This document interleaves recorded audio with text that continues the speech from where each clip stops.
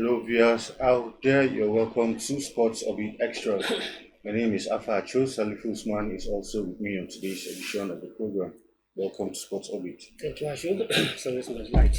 All right, we'll begin. Of course, our main topic of discussion today is talking about the VAR. Of course, during the week, Wolves Football Club, a club in the Premier League, had filed a complaint to the Premier League authorities concerning the video assistant referee known as VAR. According to them, they listed a range of and things which VAR has done that were not in favor of the club, and as a result of that, they had hoped that VAR will be scrapped. And as a result of that, the Premier League body at their general meeting, which will hold sometime in June this year, have decided that since some clubs are raising concerns about VAR, the matter will be put to vote, in which all the 20 clubs will vote whether VAR should stay or continue to be in use for next season. So, of course, the Red Premier League club will vote on whether to scrap video assistant referees from next season at their annual general meeting next month.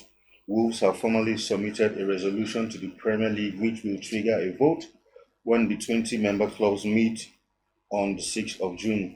The club said VAR was introduced in good faith but has led to numerous unintended negative consequences that are damaging the relationship between fans and football.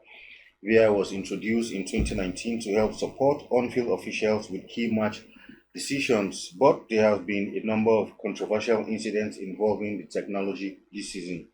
The statement from Wolves read, "The price we are paying for a small increase in accuracy is at odds with the spirit of our game." The Premier League said it acknowledged the concerns about VAR, but fully supports technology and will continue to work with referees' body to make improvements. So, Salihu, VAR always a contentious issue since it was introduced in 2019. Of course, some have, seen the good sides of it, but clearly, we all watch matches every now, very regularly, and sometimes we clearly see that sometimes even from watching outside, you see some VAR decisions, and even you, the spectator, is wondering, how can this be? We've seen countless of that last season. In fact, it looks like this season, and aligning with the Wolves statement, especially this season, I think watching the Premiership, I've seen so many instances where VAR got it wrong. In fact, there are some instances where VAR will get it wrong, and after the match, the referee's body will come out to say, yes, that incident shouldn't have stood. But the damage has been done. Once VAR rules, you've lost your 3 points. You can't retrieve those 3 points back. The only thing is they say, okay, we'll suspend the referee or he won't take, but the damage has been done. So now Wolves have raised, it's a very, very strong complaint, and the Premier League are saying, well, let's put this matter to vote and see if majority of the clubs say let's continue. Fine. If they say no, then we scrap it altogether. Well, thank you, Alpha. Just like you narrated, VR, whether we like it or not, in my own view, it has come to stay in the round leather game. Because the VR has also gone beyond the Premier League. It has become almost general accepted worldwide. And in as much as we see some questionable call by VR, not just in the Premier League, even in FIFA organized competitions, even the CAF organized competitions, in any other league. But I think, in my view, what the Premier League club should hope to do, in my view, is to clamor for improvement. Anything that is made and being controlled by human factors can never be 100%, never be 100% perfect. As far as being controlled by human being, don't expect 100% perfect. In as much as the VR was introduced to increase fair officiating in the league, fair officiating in the game in the game of football, and obviously we have seen some damages that have become by the Premier. But what the Premier League club, in my view, particularly the Wolves that is raising the concern, and any other club that are supported in the Wolves, is to call for an improvement in the technologies. calling for outright scrapping of it from the game. I'm not in support of that view, and I don't think it will go well for the round of that game because either we like it or not, it has also improved in the officiating of the round leather game. There's some even questionable or some call by referee that VR has also make it right. They also try to right the wrong decision of the referee. So this is better. It is human factors. It is being controlled by human. It is being managed by human and factor, and you can't expect 100% perfect. So what we need to do is to call for improvement and how we can work on technology to improve and get better officiating, rather than to call for outright calculation of the VR. In my own view, I don't think it will go well. If you recall, even before the VR was introduced, around 2018 or 2017, where we're having about fifth officials having another referee standing behind the goalpost. Yeah. I think if you recall, if you can recall, there was another referee introduced who have to stand by the goalpost to watch. I think that was what gave birth to goal line technologies, and then goal line technologies come in, and then VR now came into as an improvement to the goal line technology. So goal line technology can only tell you perfectly what happened and what happened. But I think what we need to do what they need to do, particularly the introduction, is to work on the technology and how to get improvement than to call for outright calculation, outright scrapping of the VR from the game. In my view, I don't think it will go well. We shouldn't try to throw bad water with the baby.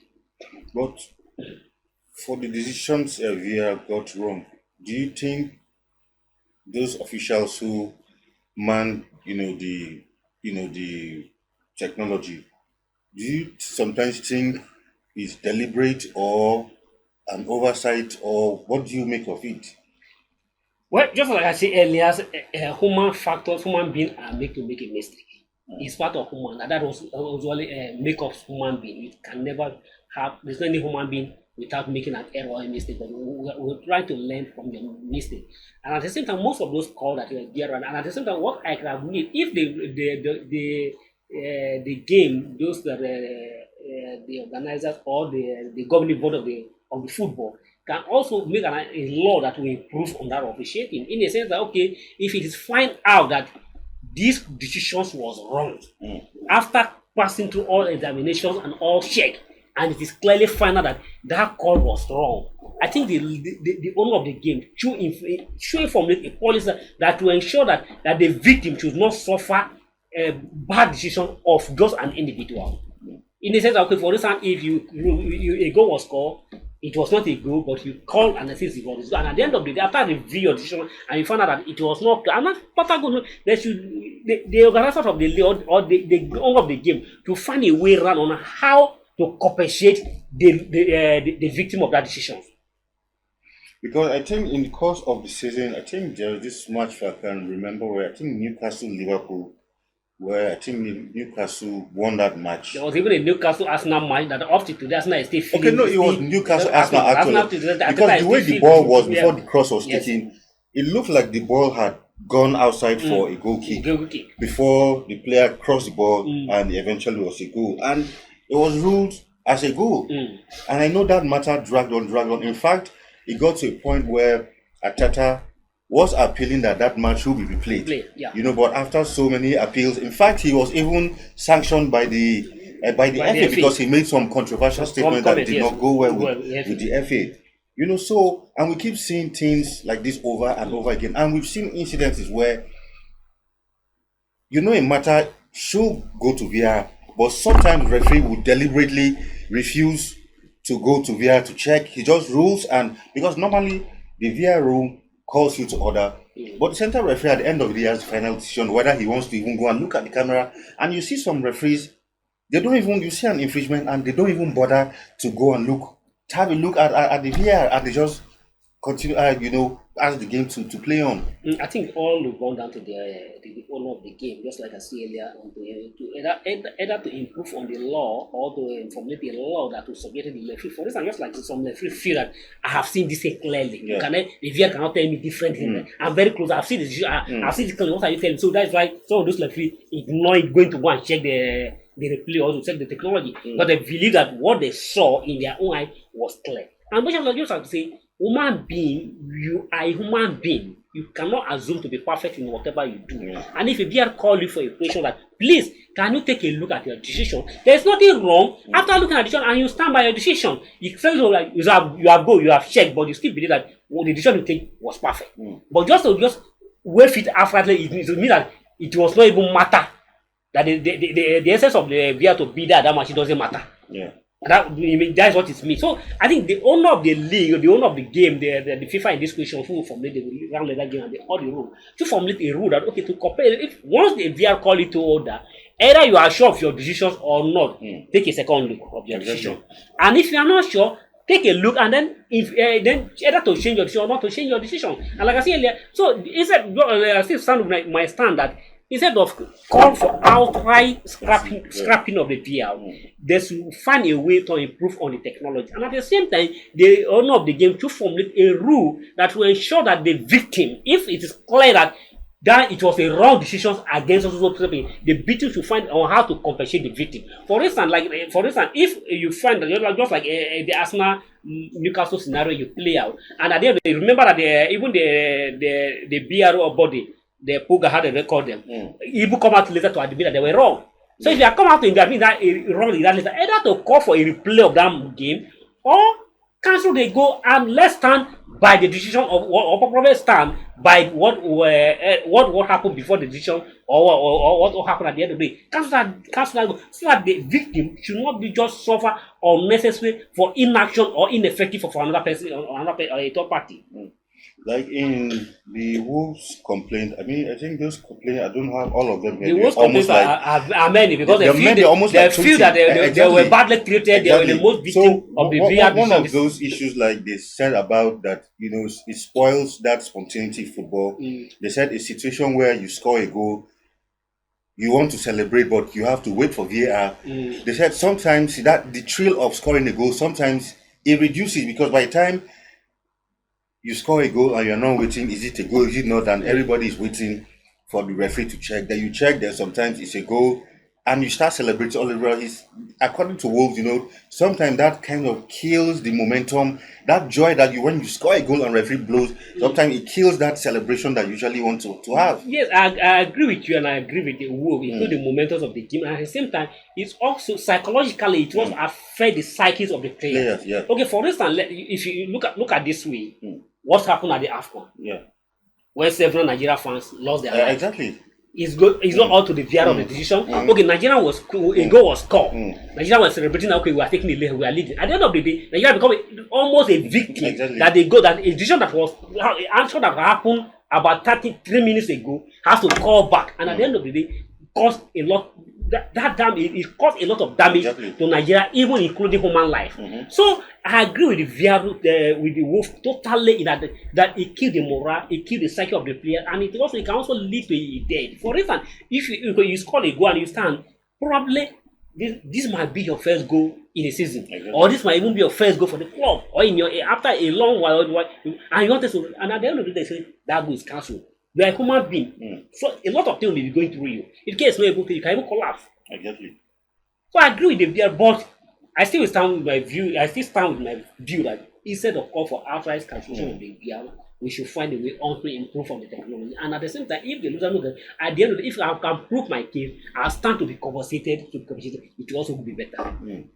Exactly. I mean, like talking about improvements for me, like areas where I think improve. But you see, like a lot of people have even said, even the way the offside rule is now has even made it more difficult for VR. Because I think FIFA were even in the process of saying, okay, let's amend this offside rule a bit. Because in the past, when someone is offside, you have to be clearly off your man. Then later the rule was now modified to, okay, even if you're in an offside position, but you don't interfere with play, that's fine. But sometimes you see a player making a run, and maybe just a tip of your head. Exactly. But you see the line and it's offside. So people have constantly complained that, and in such situation, you go to VR, and some people have even said that VR, sometimes when they are ruling that line, they rule wherever they want to rule, and sometimes by just ruling it, and it rules you offside. But one thing is that you don't say human being when you are at the losing end, you always complain. I also understand that even as much I'm trying to in as much I'm trying to play down the worst complaint, if they are even if they are in cases that they are the benefit factor of the decisions, they hardly want to come out to complain. This is human factor. There's also decisions that are also go in your favor, which may not against another opponent, but you hardly complain. But in all, I think the owner of the game and those who introduce the game should work on the way on improving on the league, on improvement of the system, and at the same time, the owner of the game to find a way. If it is proved that you are badly treated, you are unjustly denied of your goal, of your point, the loser or the victims to be compensated instead of just allocated. The referee have taken a decision and just go that referee, in this case, referee become a god or whatever he take is final. But if it's called and you find out that it is clear that this decision was wrong after going through many examinations and it's proof, the victims to be compensated. All right, we'll go on a break, and when we return, Sport Orbit continues. Join us. Be part of our brand.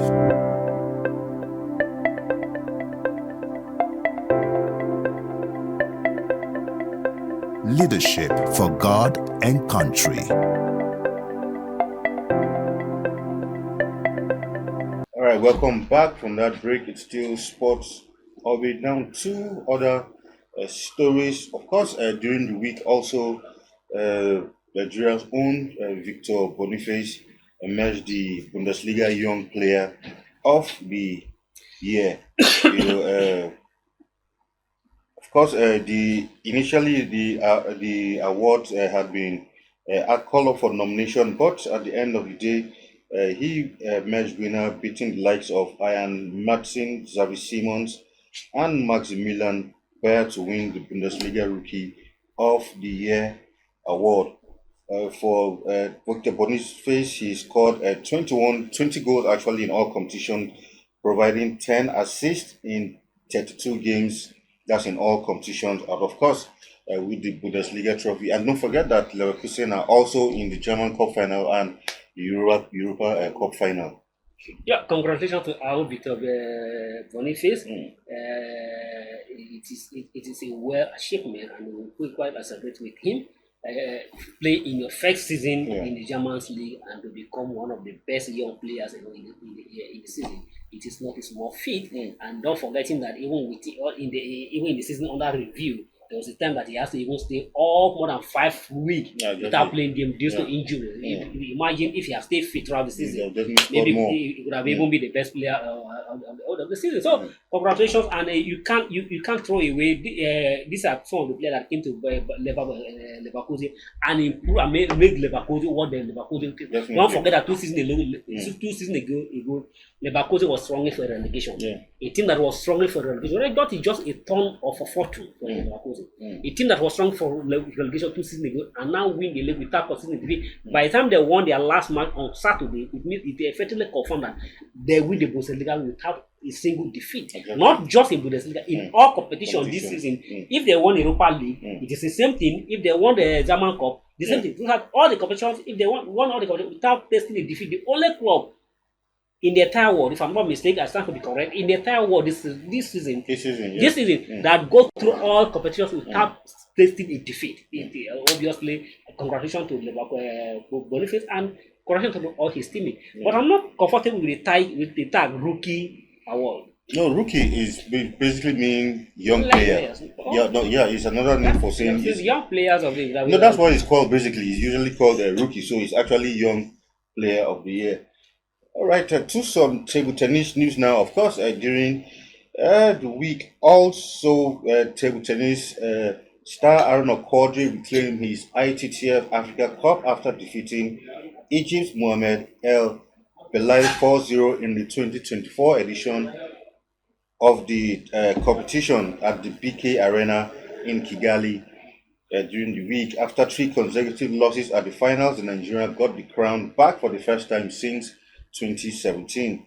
Arena made it into the ITTF Africa Cup final for the 5th time following a 4-1, of course 11-6, 4-12, 11-7, 5-11 and 11-9 win over another Egyptian, Abdelaziz Yusuf. Irina Quadri, after that victory, said, "I never gave up on my dream. It doesn't matter where you come from. I'm from a small place in Oyo State, Nigeria. But with when your dream is possible, anything can happen." So, congrats once again to Irina. Lost that title in 2017, but this is how many years back? Almost 6 years later, reclaiming his title once again. 7 years later, yes, rather. congratulations to him. And just like you say, you never give up on your dream, and then keep dreaming and keep going ahead. And obviously, I never doubt his talent. Yeah. He is one of the biggest table tennis stars, not just in Africa, in the world. He's one of the best in the world.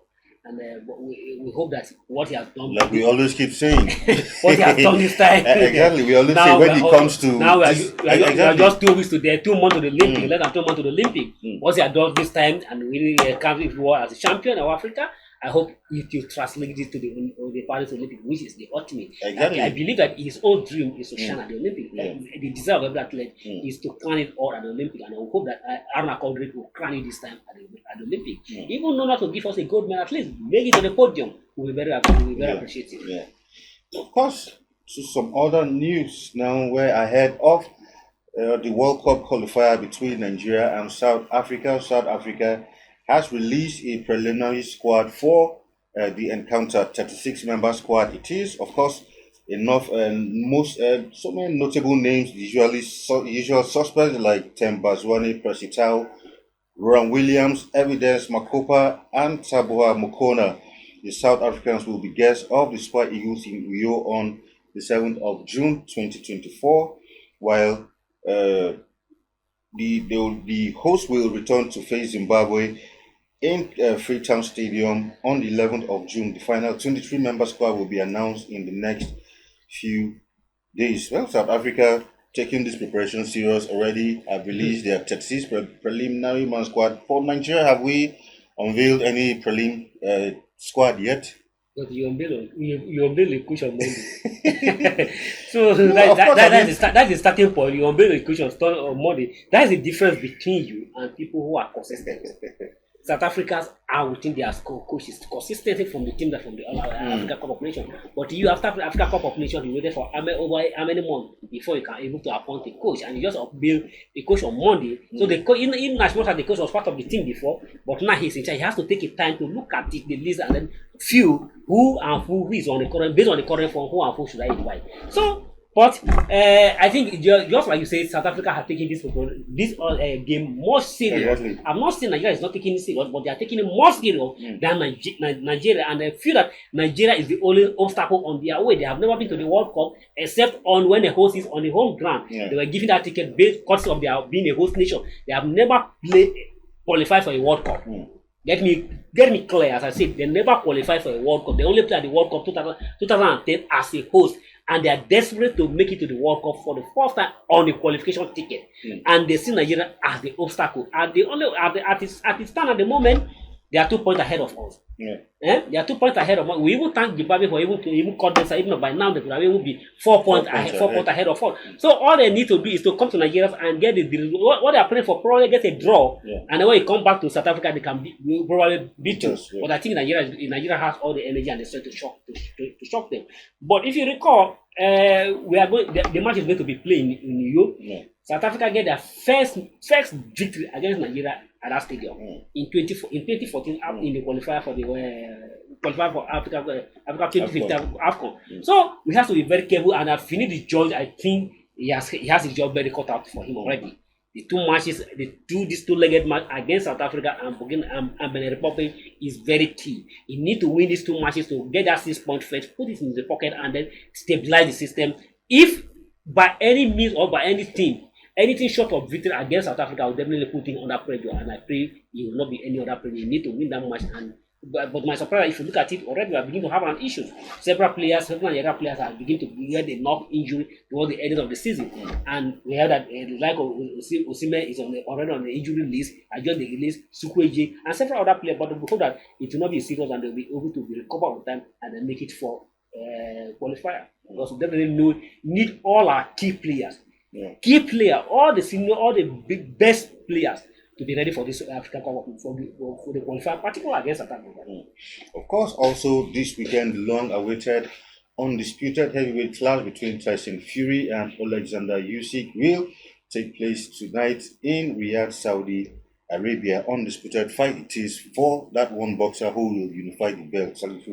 This fight has been long time coming, but finally it's here. Long time feud, and if you look at the build up to the match, just in the week, it is not it's not palatable, not friendly at all. Yeah. You record Fury's dad have to headbutt a member of the Usyk team, but I'm surprised how should team go that length at his age, go that length with violence against an opponent camp.